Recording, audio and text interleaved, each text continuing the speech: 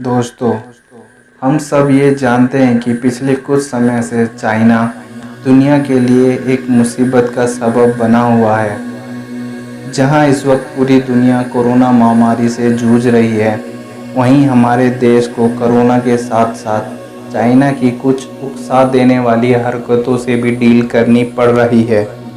नमस्कार दोस्तों, आपका स्वागत है हमारे YouTube चैनल में। तो चलिए शुरू करते हैं। क्या होगा अगर भारत और चीन के बीच युद्ध छिड़ जाए तो? दोस्तों, इन दोनों न्यूक्लियर पावर देशों की फुल पावर कंपेयर करने के लिए हमें इन दोनों देशों की आर्मी, एयरफोर्स और नेवी के बारे में जानना होगा। लेकिन मिलिट्री पावर जानने से पहले हम बात करते हैं दोनों देशों की जनसंख्या के बारे में। जनसंख्या के हिसाब से चाइना विश्व का सबसे बड़ा देश है और इसके बाद दूसरे नंबर पे आता है हमारा भारत। दोनों ही देश जनसंख्या के हिसाब से बहुत ही ज़्यादा बड़े हैं। अगर दोनों में से कोई भी युद्ध में भाग लेता है तो वह दुनिया की 37% आबादी को युद्ध में धकेल देगा। अगर हम बात करें चाइना की, तो चाइना दुनिया के सबसे बड़े देशों की लिस्ट में नंबर 4 पर आता है और इस लिस्ट में भारत का स्थान नंबर 7 पर है। अगर बात करें डिफेंस बजट की, तो भारत का defence budget 71.1 billion US dollar है, जो कि 5.3 लाख करोड़ इंडियन रुपए बनता है। लेकिन दोस्तों, चाइना का डिफेंस बजट इंडिया से 3 गुना ज़्यादा है।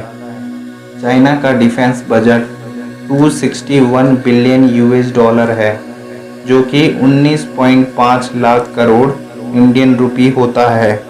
ग्लोबल रैंकिंग के हिसाब से देखा जाए तो अमेरिका और रशिया के बाद चाइना दुनिया का तीसरा सबसे शक्तिशाली देश है और भारत चौथा। चाइना ने शुरुआती दिनों से ही अपनी मिलिट्री पर बहुत ज़्यादा ध्यान दिया है। एक स्टडी के अनुसार चाइना के पास 2020 का सबसे बड़ा सक्रिय सैनिक बल है। ये एक्टिव मिलिट्री फोर्स है, जिसमें 21 लाख एक्टिव सोल्जर हैं। लेकिन दोस्तों, अगर हम बात करते हैं रिजर्व फोर्स की, तो इसमें भारत चाइना से बहुत आगे है। ग्लोबल फायर पावर के मुताबिक इंडिया के पास तकरीबन 21 लाख रिजर्व फोर्स है और चाइना के पास केवल 5 लाख। दोस्तों, किसी भी देश का सबसे बड़ा हथियार उसका न्यूक्लियर वेपन होता है।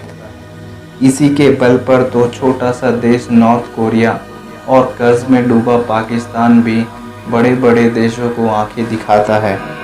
चलिए बात करते हैं दोनों देशों के न्यूक्लियर वेपन्स के बारे में। भारत के पास छोटे बड़े मिलाकर केवल 140 न्यूक्लियर वेपन्स हैं, जबकि चाइना के पास टोटल 400 से भी अधिक न्यूक्लियर वेपन मौजूद हैं।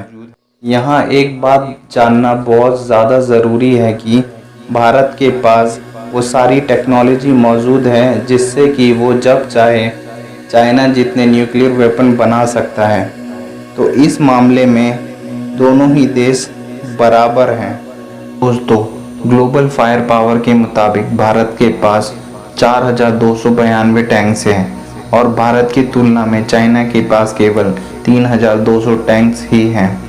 लेकिन चाइना टैंक्स की जगह अपने आर्म फाइटर व्हीकल्स को ज़्यादा इम्पोर्टेंस देता है, जो कि चाइना के पास 33,000 की संख्या में है और भारत के पास ऐसे व्हीकल्स 8,600 ही हैं। बैलिस्टिक मिसाइल, अगर बात करें बैलिस्टिक मिसाइल की, तो इसमें भी चाइना भारत से कुछ कदम आगे ही दिखाई देता है। इसके अलावा दोनों ही देशों के पास दूर तक मार करने वाली बैलिस्टिक मिसाइल्स मौजूद हैं। चलिए अब बात करते हैं दोनों ही देशों की नेवी के बारे में। दोस्तों, बीते कुछ समय में इंडिया और चाइना दोनों ने ही अपनी नेवी को मजबूत करने पर ज़्यादा ध्यान दिया है, क्योंकि दोनों ही जानते हैं कि लॉन्ग वॉर के लिए नेवी का रोल बहुत ज़्यादा इम्पोर्टेंट हो जाता है। जहां एक और चाइनीज़ नेवी के पास 714 vessels, 2 aircraft carrier, 51 frigates, 35 destroyer ships और 68 सबमरीन्स, 220 पेट्रोल क्राफ्ट्स और 21 मिनी वॉरफेयर वेसल्स हैं, जबकि इंडियन नेवी के पास 295 वेसल्स, 3 एयरक्राफ्ट कैरियर, 14 फ्रिगेट्स और 15 सबमरीन्स, 6 मिनी वॉरफेयर वेसल्स मौजूद है। अगर हम बात करें एयर बेसिस की तो चाइना के पास 507 की संख्या में एयर बेसिस हैं, जबकि इंडिया के पास कुल 346 एयर बेसिस ही मौजूद हैं। वहीं अगर बात करें चाइना की तो चाइना के पास J-10, J-11 के अलावा रशिया से खरीदे हुए Su-30 और Su-35 को मिलाकर भारत से लगभग 2 गुना फाइटर एयरक्राफ्ट मौजूद हैं। इसमें से अधिकतर चाइना ने दूसरों की कॉपी करके डेवलप किए हैं। और तो और हमारे पास कोई भी 5th जनरेशन एयरक्राफ्ट मौजूद नहीं है, जबकि चाइना के पास उसका खुद का बनाया हुआ 5th जनरेशन एयरक्राफ्ट 50 की संख्या में मौजूद है।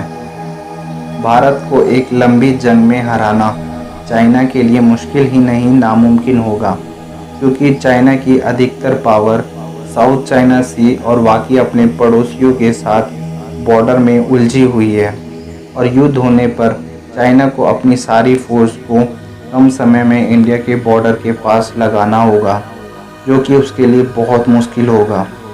अगर इन दोनों देशों में युद्ध होता है तो किसी भी एक का जीतना बहुत मुश्किल होगा, लाखों लोग मारे जाएंगे।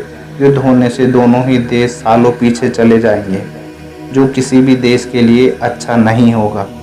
आज के लिए बस इतना ही। आशा करता हूँ आपको मेरा वीडियो पसंद आया होगा। धन्यवाद।